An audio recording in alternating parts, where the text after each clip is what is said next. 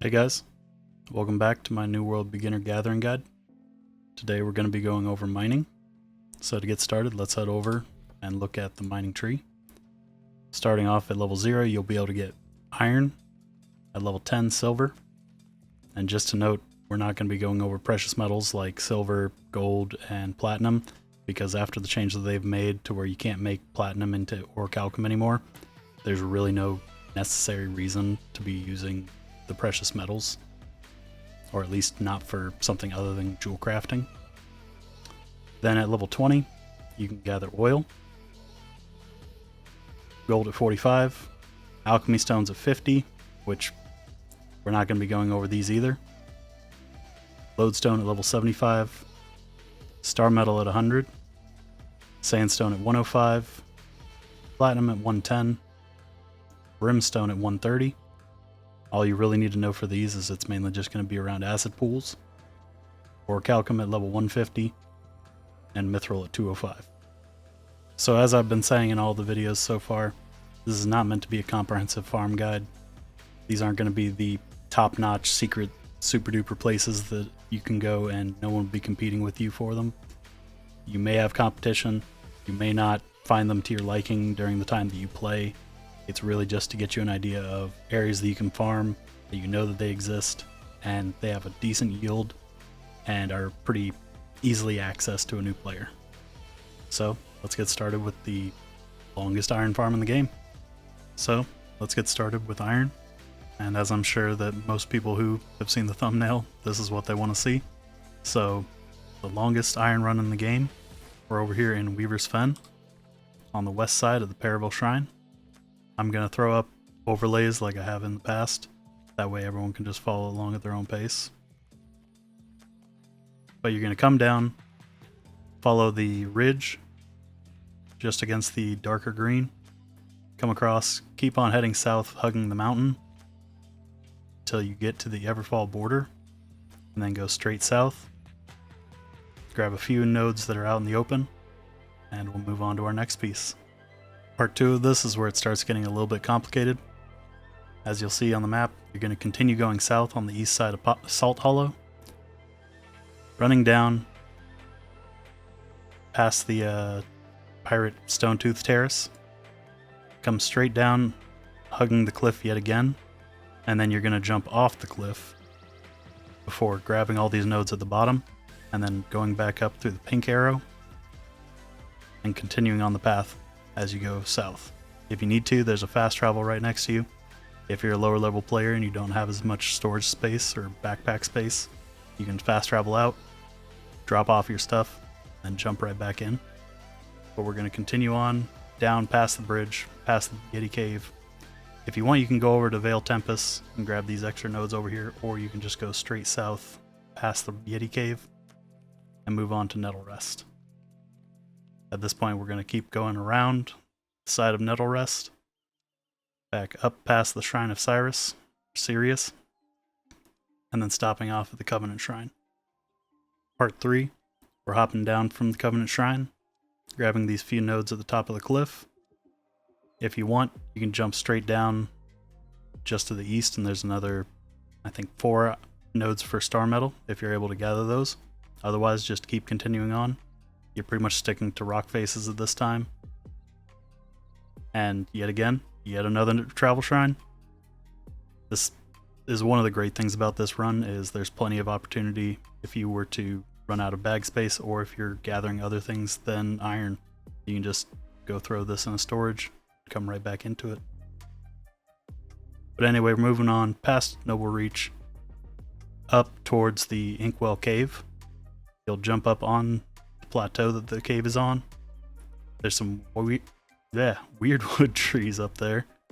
You'll grab any of that, jump back off, gather the last few nodes just south of Noble Reach, and then run into Windsward, and yet again drop off, rebuff if you need to, and continue on. Part 4 of the iron run takes us south out of Windsward. We're going to make a S-shaped pattern. Pretty much just follow the design that I have on the overlay. You're going to run out. A few of these nodes you'll probably not be able to see because there's a lot of newer players running around here. just run on past. There's plenty more to get as you go along. And as you get over down near the Elder Gate area, just pay attention to your compass to show you where the nodes are. Sometimes they're stuck somewhat in a rock. Sometimes they're just hidden, but you'll get to them eventually. And as you get more familiar with this run, you'll just know exactly where to go every time. But as we run past, stop at the Elder Gate Shrine, and if you need to, head out, drop off your stuff, and come back, and pick up in the next part. Now for part 5, heading out of the Elder Gate Shrine, you're going to run across the river, right above the waterfall. There's a few Starmetal nodes down on the other side if you feel like it. But we're going to continue along the cliffside, stop off just before you get to the gap in the ridge, run north, and there's a few iron nodes. Mainly you just want to focus on the ones up top on the left side. But if you do want to go down around, there's a couple. And then we're going to move up by the Mirador Shrine, grab the few up on this plateau, and then run straight north to grab a few out in the open. Skirting around the farm, head back south, and then follow this zigzag pattern, grab a few more out in the open, and we're going to stop off at the Wild's Gateway. Last up, we're in the home stretch in Monarch's Bluff. We're going to have a decently long run from the Wild's Gateway over into Brigand's Pass, but we're yet again going to follow the cliff sides, moving around Brigand Pass, up towards the High Bloom Hovel, moving north, and at this point I would suggest following where I have marked on the arrows. If you go off to the east, to the right, there's a few nodes, but they're all pretty much just small nodes, and really not worth it because of how precarious the positioning is, and it won't allow you to get back on track as quickly and add a few more minutes to your time. But we're going to move up around the Lodestone lair, up towards the Yeti Cave, moving back down around the Lodestone lair, following the road on either side, and at this point, pretty much can choose your own adventure. If you go to the west, you'll get a lot more small nodes, and they're generally less frequently harvested because they're more out of the way. To the right, you have more hit or miss chance of getting them, but either way, you're going to end up following the path and getting to the Predu Shrine. Yeah, that's what it's called. And this is the end. If you wanted to, you probably move on from here, but I personally just moved back to the start of the run and continue on. So now that that's out of the way, I will give a few disclaimers about it. I'm generally able to pull in about 12,000 to 18,000 iron from every run. It takes about an hour, give or take, depending on how many nodes I've missed, if it's already been farmed, this, that, or the other. I do it all with proficiency boosters, full mining gear. Basically, everything is capped out as I can be, so you may not get as much as I do, but it's still a pretty consistent farm. There are parts of it that are pretty much accessible to every level. It's just easier as you get to the higher levels. Here we are at our second iron run. This one's a little bit lesser known, but it's much more straightforward unless you do the optional part, which really just adds on a little bit more running. But we're up here in the northeastern edge of Eden Grove at the Meb's Shrine, and we're pretty much just going to run across the top here, following along the road, going all past the Ram's Respite Shrine. And when you move to the upper part of this cliff, and you'll see a corrupted camp with some ironwood trees, that's where you know you're at the end.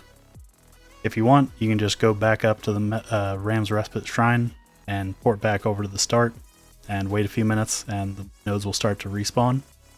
Alternatively, you can jump down, run past the Ancient North Road, down to Stormglade, follow along this cliff edge here, down past Stone Witness to Guerrera's Curse.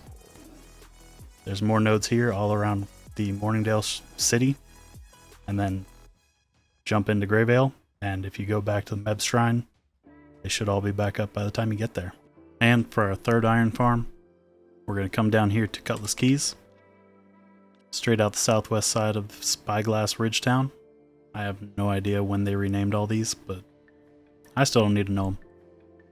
Anyway, we're going to come straight out, follow on either side of the road south, moving down towards the Pirates Pass. You'll notice this area is where you have to go to do some of the dailies, but come up along the ridge, move out into the Pirates Pass, make a big circle around it. There's a few sitting out in the middle, continuing on right along the border with Elysian Wilds. Right here at the topmost part, I'll try to remember to circle it in the overlay, but there are a few nodes that are buried inside of a rock. You'll see them show up on your compass, so you just need to get close to them and wait for the action trigger to appear. But then we'll come across and jump back out the side. And that's it. It's a pretty dense farm, but normally at good hours, it's pretty much not ever clear. But I really just like this one because it's a really short farm, and I can get in here, do that farm, and do my dailies, and walk away with both some doubloons and some iron. The next material we're going to go over is stone. And as you probably guessed, I don't really have a particular route to get stone because they're everywhere. And yeah, I get it, if you're a brand new player and you're struggling to find iron nodes, you may not be able to progress your mining abilities super fast, so run around and harvest stone. Or if you need it just to be able to get those higher tier stone crafting or stone cutting materials, really just, you know what? Take a step back, unleash your inner caveman, and do the following. Boonga boonga. Find big rock. Smash. Make little rock. Now, for any of my American brethren out there wondering when I'm going to talk about getting oil, my two main words for you: Weaver's Fen. Yeah, we need to invade this place. This is all desert and totally not swampland, and there's oil everywhere. And it definitely needs some freedom brought to it. Now, moving on to Starmetal. We're over here on the west side of the Brightwood territory at the Wolf's Egg Shrine. I don't know what wolves have eggs, but we're not going to talk about that right now. Anyway, to start this one off, you're going to run southwest from the shrine, across the river, starting up at the top of this little cliffside here, and then just follow along the cliff, past the Tillingast, whatever that is, village, and just keep on top of this cliff, jump over the road to grab a few more, and then run right back to the Spirit Shrine. This one is pretty much a two-parter, because once we get back to here, we're going to move straight into the second part. And the second part of our Starmetal farm, we're over here at Mallory's Shrine, in the northern side of Weaver's Fen. Here we're going to run straight south, along Fenton Hamlet, to the southwest side of the town, following along this cliffside back up north. We're going to come across this, as I keep on saying, cliffside, up around the horseshoe, down to the other side, running across the road, moving to the bottom of this cliff, to just below the fort, and running over towards the waterfall to grab a few more nodes. At this point, we're going to run across the big flat open marshy area to these first couple nodes, and then zigzag between the underside of the bridge, out the other side, grabbing the last couple nodes before we end up at the Trestle Shrine, at which point we're going to go ahead and port over to our third spot. And moving right along, keeping up with our Starmetal run, because theoretically you could do all three of these in one successive run. We're going to the Panine Shrine on the east side of Brightwood, moving out along the west, and then straight north past the East Brightwood Watchtower, along this little semicircle cliffside, going all along the top. Don't forget the one that's sitting right above the waterfall that you have to jump down to get. And then we are coming back up to the Greyvale area, run through the Bear Cave, and just on the north side of the Bear Cave there will be several nodes. Jump down the cliff to the bottom of the waterfall, several more nodes, and then you'll backtrack south along the cliffside, grab the nodes here, and then back out and up the Greyvale Bear area through Gren's place, which, if you are not high enough level to fight Gren, please avoid him. He will kill anyone. But anyway, we're going to jump down off of the cliff once we've gotten to the other side, and grab a few more nodes over here on the south side between the two fishing hotspots. And then last up for Starmetal, this is pretty much most people's bread and butter for their Starmetal, but there's an alternative extra part just so you can get that little bit extra, or leave it alone and just go straight off of the Imperial Shrine and then just run along the eastern side of the Imperial Palace down along the coastline. There are a ton of nodes here. Generally you'll probably be competing with somebody for them, but they're very plentiful. It's right next to the shrine and you can just grab them, and if they're not here, go away, do something for 10 minutes, come back, I'm sure they'll be back. But alternatively, you can do this run in reverse by starting over here at the Pilgrim's Rest, following this zigzag path down. Once you get to the other side of the corrupted area, they're up on some rocks, but you just hopscotch between them, run down the path, and then hope you have a fast mount. Just run right past all the corrupted on the bridge, jump off the bridge, and down onto the coast to where you can find all of your Starmetal, make your way back to the Imperial Shrine. For our last Starmetal spot, I'm going to do one more just because, one, these areas are really easy to get to because they're right next to settlements or spirit shrines, but also because of that, they're also very highly competitive. So if you see one of these isn't open, or somebody's already farming it, you're able to just jump on over to the next part or the next one and pick right up.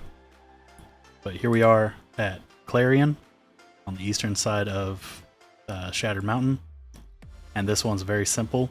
You just run straight north out, following the path.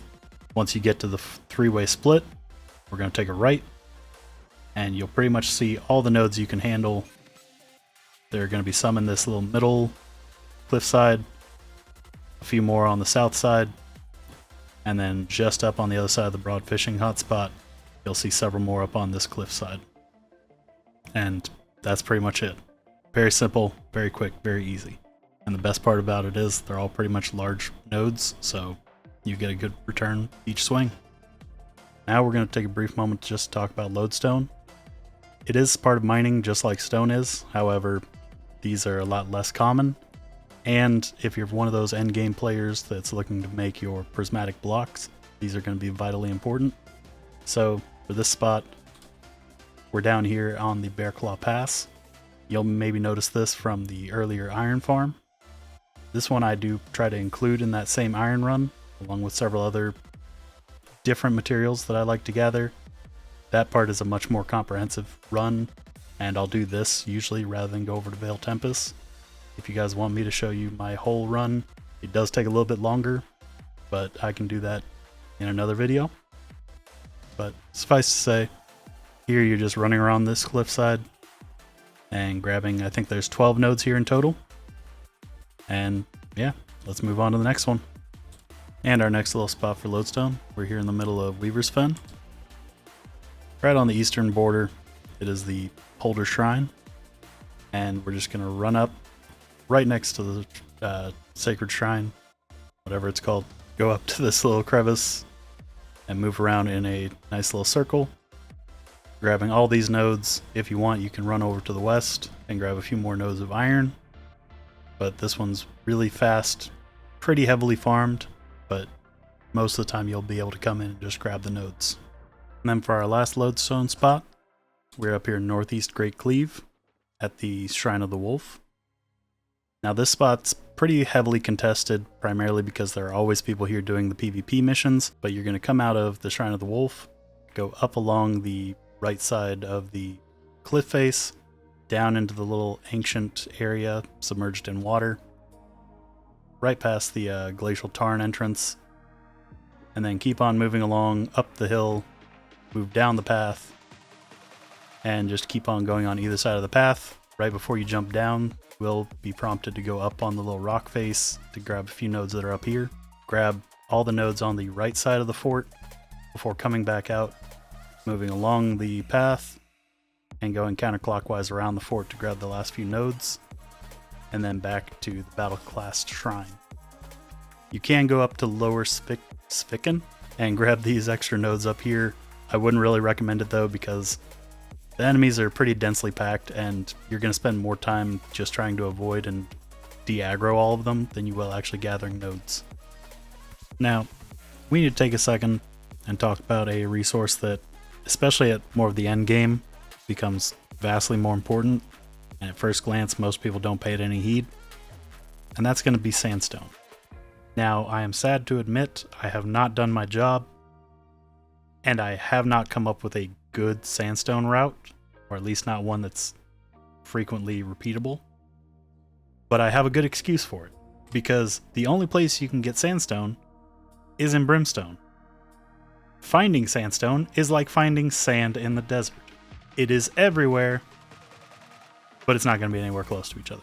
If you look at this map, look along the southwest side near the Worm Sign Obelisk, you can find a pretty good density of nodes down here. And again, over on the northeast, if you jump off of the Great Shine of Thoth, however you pronounce that. Anyway, around the Oasis, you should be able to find a decent number of these nodes. There's really no good clusters, especially if you look here on the aeternum map. Any of these that have a little blue icon next to them means that they are temporary, so you never really have the ability to always go to those specific nodes. And yeah, sure, you can go to the beds of Tabajet, but most of these are actually inside of the cave, and if you're just running this alone, you are going to die. So yeah, do with this information as you will. Really, you just gotta jump from node to node as you see them come up. However, if you spend any amount of time in Brimstone, I guarantee you will come across them. So moving right along into Orichalcum. This time we are back in Reekwater, which this place apparently has a tendency to have 2-for-1 areas, because it'll always have two good spots pretty much equidistant from the shrine. The first one up here, if you remember back into the logging gathering guide, we were up here at the Virid Grotto, but this time we are on top of the Virid Grotto. If you go over to the eastern entrance, just next to it there will be a little ledge with some Orichalcum on it. Climb up on that, and as you scale up the mountain, you will find a ton of nodes, all Orichalcum, a few Starmetal here and there, but I have never seen more than like maybe one other person the entire time that I've used this area for years now. I've shown it to guild members, they never have any idea that it's existed. So really nice little spot. And alternatively, this one's a little bit more well known, but if you go to the Siren's Run and go straight south to the climb, you'll see here also there is a little path of Orichalcum nodes all along this little cliffside. I think there's some Mythril thrown in there. We'll get onto that later. But yeah, two really good runs. So either you go north or south from the Siren's Run, either one you'll probably find a good bit of Orichalcum. Next up on the Orichalcum train, we are over here in the west side of Eden Grove. If you remember back to the Weirdwood Farm, this is right along that spot along the Blighted Rise. So to get up to this one, come over here to the Shrine of the Wolf on the east side of Great Cleave. Follow the path to the north, cut around through the Varangian camp, and jump off the cliff, but not all the way down, because you will land on this lower cliff, and you're pretty much just going to skirt all along yet another time, top of the cliff, jumping from Orichalcum node to Orichalcum node. And this one has definitely seen more use over the last few years. Usually they're open, I'd say on the nighttime, but during the day you may have a little bit more competition with these ones. For our next Orichalcum spot, we are back over here at the Imperial Palace. For this one, we are going to do a little bit of Mythril farming as well, since as soon as you get to Orichalcum, you're going to be able to get to Mythril in not much time at all, maybe an hour or two. So here you're basically for Orichalcum just going to want to run around the outskirts of the island, but for Mythril, you have to go up just before you get on the bridge, and then across the bridge. I'll show you here in a second how to get past all the mobs, since they are tough to fight. Just being able to run past them and make them retreat. So here we are on the safe side of the bridge. As you can see, I already grabbed the Mythril that's on this side. But we're going to just run across, try to stay mounted as long as you can, because it will kick you off. And we start our restricted mount area. Zoom past these guys. As long as you stay running past them, they really won't do anything to you. There's a couple right there. And we're going to get those on our way back. Running straight through. And before we can grab these ones, just keep on running past. And drop down. Bye guys. And now we are free, if I can get up this hill, to run back up, grab these nodes, jump across the water,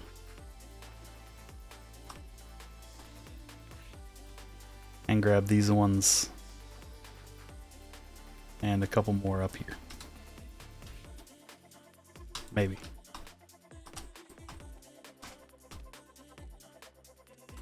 And then from this last spot, you just run on right past, yet some more guys. As long as you have a little bit of con, they really can't do much to you. Apparently they Sudoku themselves. And we just keep on running. Don't worry about them. They'll pretty much just de-aggro here shortly. Grab our first node right there. Keep on running up and across the waterfall. And on to the next. And here you have a bunch of Mythril nodes. After you grab all these, you'll jump down, and down there there's some Orichalcum. Just continue on around on the beach. And next up, we are up here in Mirkgard in northern Shattered Mountain. Right up at the tippy top. To get to this travel shrine, we'll have to run all the way through Mirkgard. You can do it solo. I would suggest just look for anyone putting out an X Merc or Merc chest run, anything like that, and tag yourself in to be part of it. But anyway, from here, we're going to grab a couple nodes, and then I will show you how to get down from this area safely to the main area that we're going to be farming. Once we are done with that main area, you can choose to just continue farming in that one little spot, or if you wanted to, continue down into the middle of Shattered Mountain, jump down into the pits, run from west to east, left to right on the map, and while you're running past, there is Pit Lord Dahi, who drops the corrupted totem trophy material, and if you want to grab a few of those, every time you down him, he will drop at least a piece of it. Or if you're really lucky, you will get the entire trophy material. So let's get started running down. I'm just going to bypass these two nodes, just save some time. If you want, you can jump down and grab all of these nodes that are down under me. Just know that, oh, apparently I'm going to have to. Maybe not. Safe? Safe. You can grab all of these. There are two mobs right here that I'm looking at that may give you a little bit of problem. You can gather the ones over here. Really just have to kill a few smaller enemies. None of these are elites. They will go down just about good enough. But if you really want to be quick, you just jump over here and grab all these nodes down through here and then out the main gate.